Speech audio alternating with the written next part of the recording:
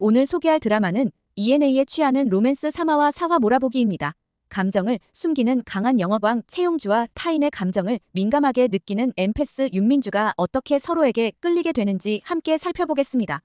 3화에서는 채용주가 윤민주가 일하는 브루어리에서 아르바이트를 시작하며 그의 일상 속으로 자연스럽게 들어갑니다. 특전사 출신답게 빠르고 능숙한 일솜씨로 사람들에게 감탄을 자아내는 채용주는 그 과정에서 윤민주의 일상과 성격을 세세히 관찰합니다. 윤민주는 작은 소음에도 민감하게 반응하고 의도치 않은 터치에도 불편함을 느끼며 옷의 택을 제거하지 않으면 입지 못할 정도로 예민함을 보입니다. 이를 통해 채용주는 윤민주가 단순히 예민한 것이 아니라 타고난 감각이 세심하고 섬세하다는 점을 알게 됩니다. 윤민주 또한 채용주의 존재를 신경 쓰기 시작합니다. 채용주가 좋아하는 커피와 크림빵을 준비해 챙겨주는 다정한 모습을 보이며 채용주가 입가에 크림을 잔뜩 묻히고도 이를 모르자 자연스럽게 크림을 닦아줍니다. 이때 윤민주가 내심 설레는 듯한 미묘한 표정을 짓고 채용주 또한 그가 다정하게 다가오는 것에 점차 마음이 흔들리는 듯 보입니다.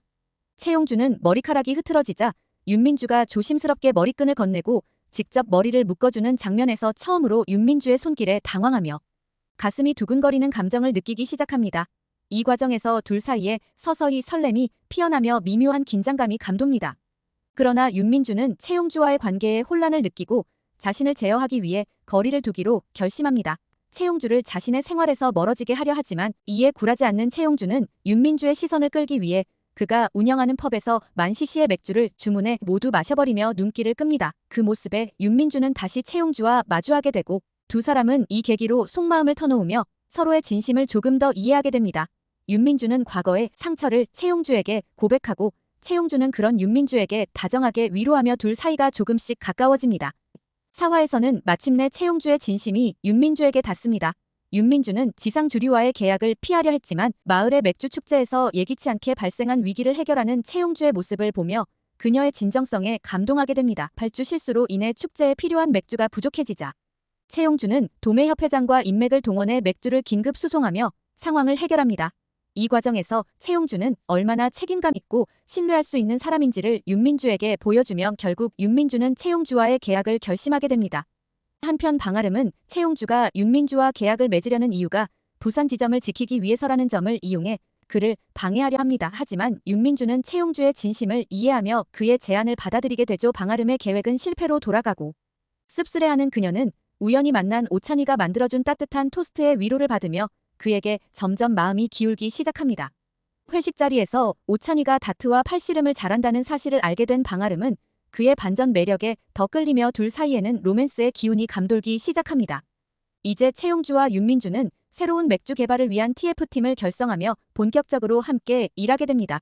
팀에는 방아름, 오찬이, 심나오와 강범까지 참여하며 다양한 개성과 갈등이 엮이며 앞으로 흥미로운 전개가 예상됩니다. 윤민주는 절대 미각의 소유자로서 10가지 맥주 맛을 정확히 구별해내며 팀의 중요한 일원으로 활약하게 됩니다.